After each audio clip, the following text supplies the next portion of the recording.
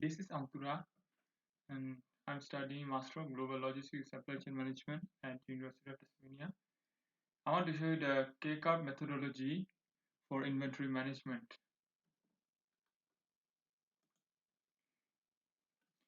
Presentation objective: how to effectively create a chart using exchange comparison analysis between Pareto and kcurve using Excel based on given data. I will be highlighting economic order quantity and Pareto analysis and limitations of EOQ and Pareto and kcurve and its generation and conclusion. So economic order quantity or EOQ. What is economic order quantity? Developed by Ford Whitman Harris in 1913, economic order quantity EOQ is the order quantity that reduces the overall holding costs and ordering expenses in inventory management. The ideal order quantity for EOQ is the amount that a business should buy to save inventory expenditures, such holding charges, shortage costs, and order costs. This quantity is calculated as the square root of the ratio of twice the product of an inventory's annual demand quantity and cost of ordering to that of the product of unit cost and delivery holding rate. Mathematically, EOQ or economic order quantity is square root of twice the product between these two D, which is represented annual demand quantity of the inventory, and C represents cost of ordering or setup cost of the inventory, and these are the ratios, right?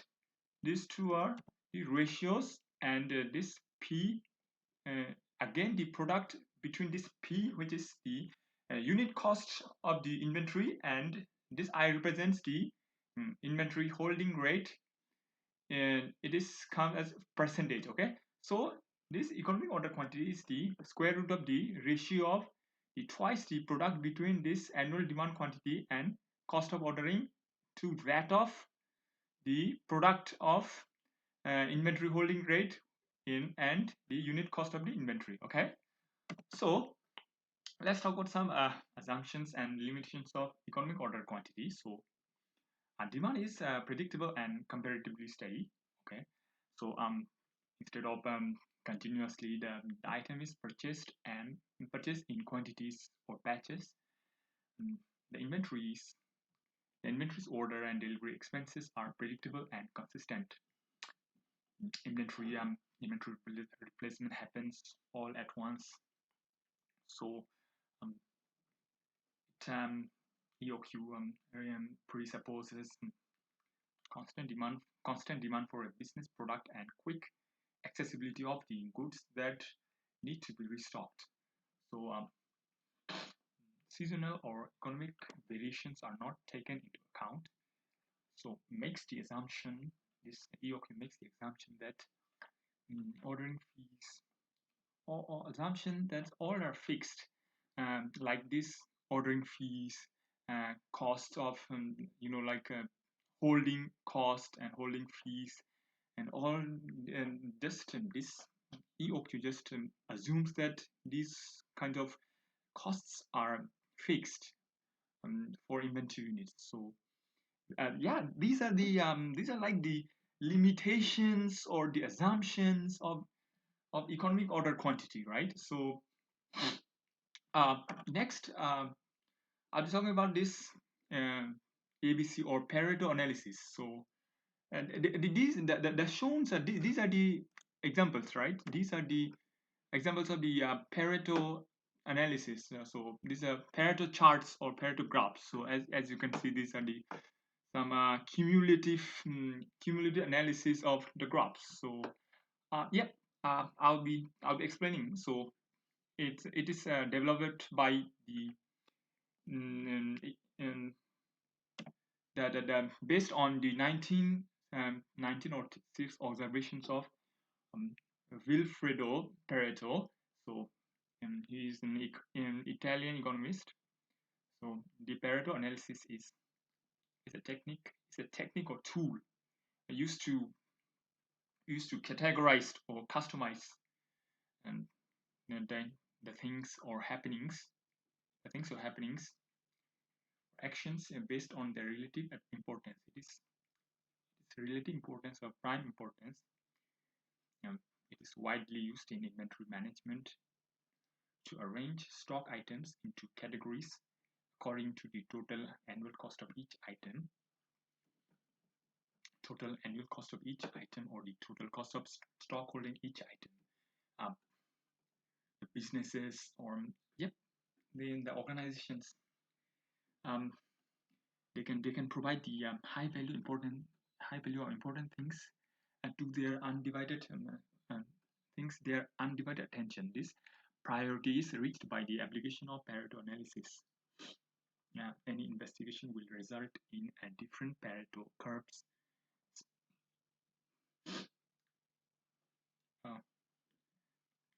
Any investigation will result in a different Pareto curves specific shape, right? So although the general form always follows the 80-20 rule,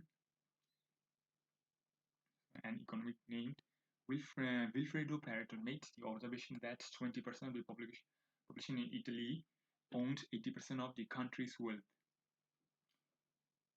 Let's see this illustrated figure is just the typical scenario of you can see the figure. The first 20% of items in the list will account for approximately 80%, right? So the first 20% they approximately account for 80% of cumulative ARV. So for a company with a stock list of 1,000 different items, this means that paying more attention to the top 200 items with a sophisticated stock control system will give close control about 80% of total stock investment. So products included in category ARD, one of the most important stock items having the highest value. It is also the smallest category with minimal products. It is basically a mid-level category in which the products of slightly higher value and less tightly controlled goods are recorded. Items included in category B are bigger in terms of volume, but of less utility as compared to category A. Typically, C is a general category that contains the largest volumes of category inventory goods, having the least value in terms of generating business revenue. As such, these products need the simplest controls and minimum records. Let's talk about limitations of Pareto analysis. Pareto analysis merely aids in identifying the root cause of the problem. It does not truly fix problems at all. Primarily, the Pareto analysis primarily relies on historical data and the sole source available for problem detection. A Pareto chart only displays qualitative data. They cannot adequately depict quantitative data. The figure does not account for qualitative or other outside factors like rival and consumer behavior. Assumes that all products will be sold. It's profitable that this won't take place. Only temporarily are fixed expenses fixed. Let's talk about the K-curve, right? Academics like J. Murdoch, C.D. Lewis, R.G. Brown, and S. Shah have all established scientific inventory control theories on the foundation of the exchange curve since the early 1960s. This illustrated figure depicts the exchange curve principle diagrammatically. Due to the principle's growth over the past 50 years, it now has a solid academic and practical history, and a variety of software solutions are available that are based on the theory. According to the exchange curve principle, the value of an inventory may only be decreased in return for more transactions. Smaller amounts must be bought in order to lower the investment in inventory. This will increase the number of transactions that must be completed, necessitating the use of better, more competent procedures to do so without raising the likelihood of failure. Stages to create K-curve. Stage 1, derivation of economic order period from EOQ. Stage 2, filling the gap between EOP and Pareto. Stage 3, generating K-curve. Finally, so stage 1, derivation of economic order period from EOQ. So how do we do that? So here, the unexchanged constant value representing 2c by I is represented by k for simplicity. So,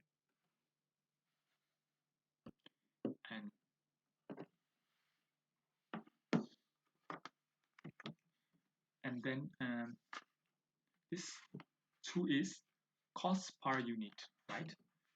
So then convert EOQ to order period to get EOP in years.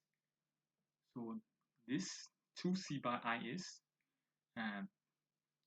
represented by k, which is common factor. And we all know that economic order quantity is this one. So after the presentation, we simplify EOQ by the equation becomes, if we substitute 2c by I in this equation, the equation becomes this one, square root of kd by p, which is the EOQ in years. So after that, what we do is we convert EOP in years to EOP in days for simplicity. How do we do that? So this is the economic order period. This is in years. Okay. So what we actually do is we actually substitute this EOQ, which was in years, to simplified form kd by p, and this is in days. So we have simplified EOP in days as square root of k divided by d into p, and yes, this was in years. So yes, no, this is in days. So let's go to the Excel to see. So this is the given data. So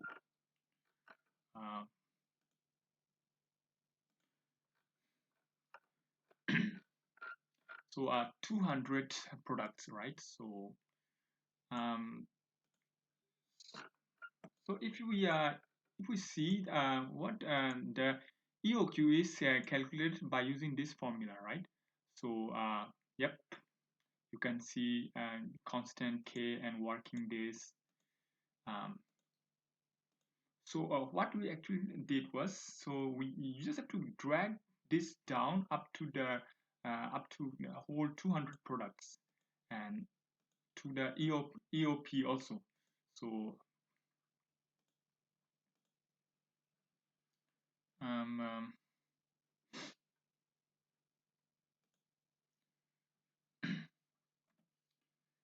so let's come to the stage 2, peeling the gap between EOP and Pareto.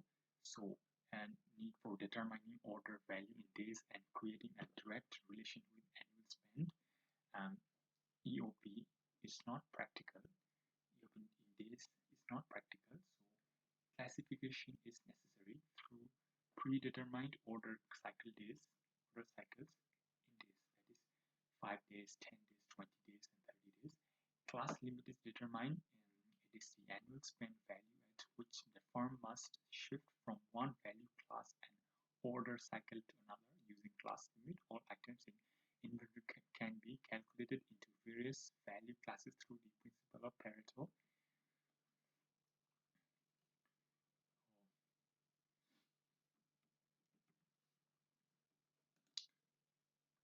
Using principles of Pareto. So here you can see these using this principle of Pareto, we just have to classify this, right? So if you're gonna classify each, so we just did a value class into 1 to 9 and cycle days and class limit, which is calculated using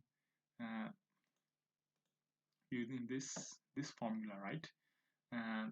Yep, that's right. To using this log algorithm are necessary. So the formula you can see is this. I used if function, right? If function, and just I dragged my cursor down to the end. Then what we actually did was, when we obtain this class limit, so we classify these items and this we classify these items with the in value class, right? So I use this formula, this logarithmic formula. So and if, so what we actually did was, so I written down and just drag to the bottom of the chart, and you will get uh, all the class. Yeah, you will get the total amount. So yep, that was how we did, and this cycle days also calculated using this logarithmic function, using choose function, right? So and after that, moving to that stage 3, generating kcurve using EOP days, the average inventory and number of orders are calculated. So the calculation is carried out for multiple values of k 1 to 100 to get total number of orders and total number of average inventory costs in each. The K-curve is a chart representing an comparison analysis between average inventory and number of orders.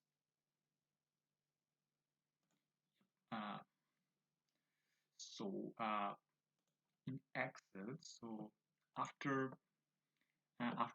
classifying the items to within value class and cycle days, so these are the value class and cycle days, and these are the number of orders. Yep, we just have to that what I previously told about this and this average inventory, right? So what we did was, yep, the calculation carried out for multiple values of k to get total number of orders and total number of average inventory costs in each, right? So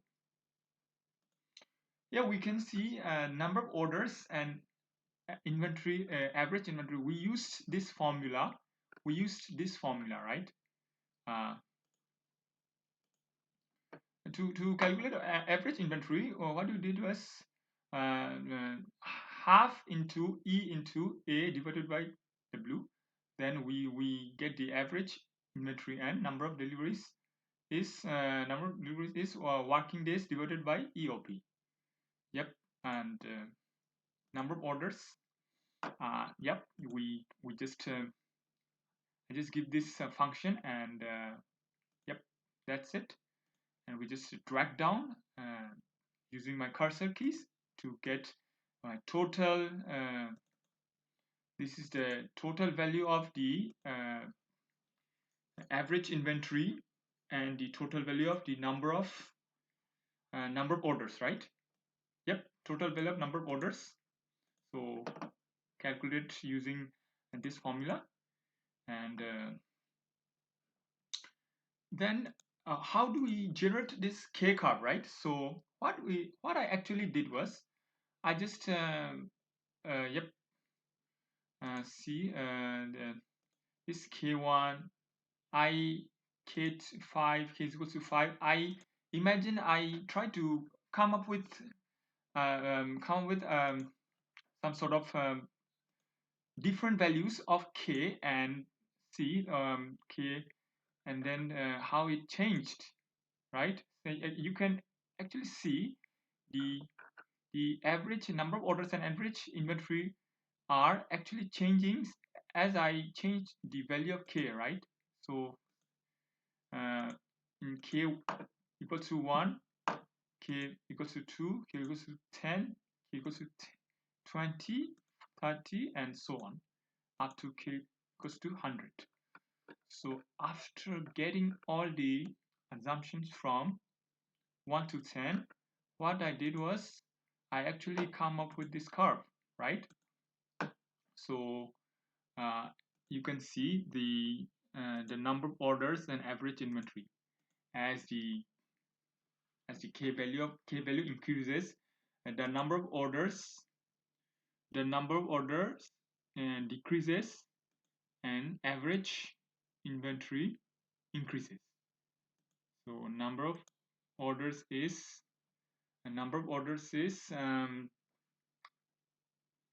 inversely related to the average inventory, right? So what I actually did was I just selected these two, and I went to this insert tab in my Excel file, and I just click this chart, and here you can see there are many kind of charts, right? So yep, that's it. That's how I come up with this K curve, right? So see, this is, yep, you can see as the value of K curve increases, what is happening? The number of orders is actually decreasing, and the actual the value of average inventory is increasing as the value of K, which is 2C by I, increases, right? Yeah. So that is the comparative. Yep, that's how this K curve works. So I'll just quick have a quick um, I'll just have a quick overview. So what I actually did was, so yep, that was what my that was my present objective. So yep, I highlighted this I highlighted this economic order quantity and Pareto analysis, and this assumptions, I guess. So yeah, I will just have a quick review. So what I did was this: I have this data, and after that, yep, we have this annual usage or demand and cost per part, and here is the constant K value and working days are all provided. The first stage to generate a K curve is find out this EOQ and EOP in this by simply just typing the formula, which is square root of and this constant.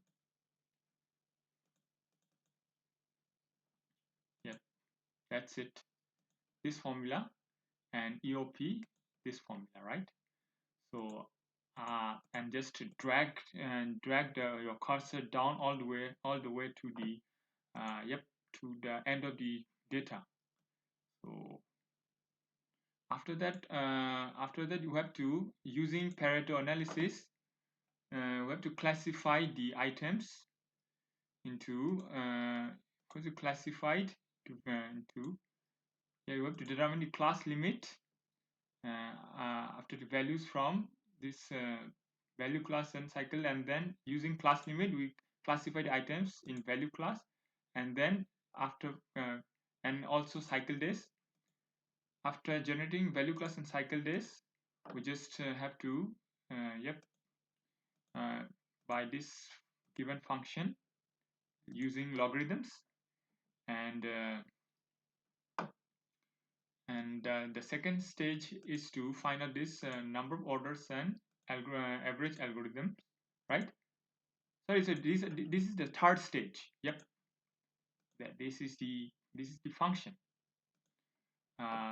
After that, you just have to just randomly put change the k value in 1 to 10, and that's it, and observe how the value of average inventory and number of orders change, right? And then after that, what you will do is you just have to come up with this graph, come up with this chart by just using this Excel formula, Excel functions, just going to insert and just put the chart, and finally we will be coming back to the this conclusion, right? So the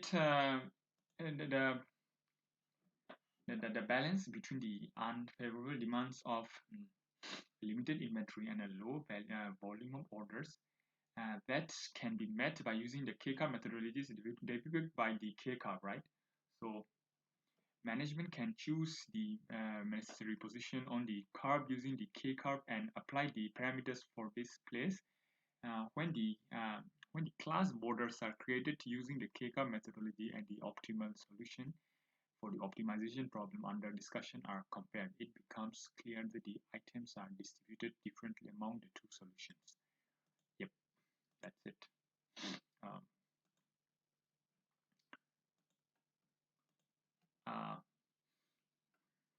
Thank you for listening to this recording. I hope that you understand how this, I don't know, this K-curve. I hope you just get the clear viewpoint of this using the given data. I hope you get the clear viewpoint of like of the generation this to generate the K-curve using assumptions of the K value ranging from 1 to 100. I hope you can that's it. Using Excel, we can just compare. You can just formulate and illustrate the comparison of exchange comparison analysis between this Pareto and the K-curve using Excel. Thank you for listening to my record. If you have anything to add relating to this analysis, just don't forget to add to the comment box down below, and hope you enjoyed this video, and thank you for listening to this video.